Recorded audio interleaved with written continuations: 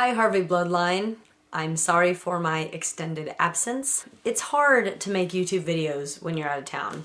I'm just saying. The reason I was out of town was because I went back to the States for my grandpa's memorial service. And in this video, I am going to talk about my grandpa. When I think about grandpa, there's always a few things that come to mind. First would be letters. My grandpa was a fantastic letter writer. This is a file folder that I kept. It has the majority of the letters that he wrote to me throughout my life, along with a bunch of handmade cards that he sent for any and all occasions. I also think about bad jokes. Every time you talk to Grandpa, he had some terrible, cheesy, knee-slapping joke to tell you.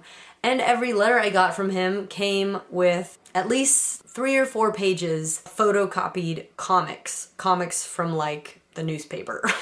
Another thing that comes to mind is the Boy Scouts, because my grandpa was a professional scoutmaster, and I have really, really fond memories of listening to these cassette tapes that he made when I was a little kid, where he would tell stories that he used to tell at scout camp. There was one in particular about the gray fungus that still kind of creeps me out.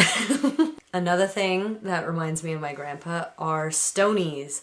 He would always paint these rocks. This is the one he gave to Reagan and I when we got married, Brant's.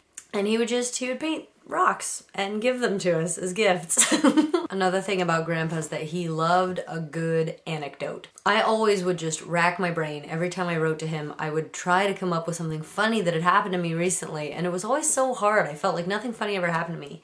And then, literally like the week after he died, I locked myself out of the house and had to climb up the side of the house and break in through my patio window. And I thought, that would have been a story to tell Grandpa. It seemed like as soon as he was gone, all this stuff kept happening that I just wished I could have told him about in a letter. I have so many fond memories of my grandpa's yearly visit to our house, when we would go out to a buffet restaurant, go see a minor league baseball game, go ride on a tourist train. Grandpa was a really awesome guy. He was very well loved in this life, and he loved greatly. So I think he's happy. And I know for me personally, I feel okay. I miss him, but it's not like an overwhelming depression like I kind of thought it would be. I'm really at peace with it, and I think it is because he and I had a good relationship while he was alive. We kept in good contact, and there was no doubt between either of us that we loved each other. And so those are my thoughts. Those are my thoughts about Grandpa and about his passing.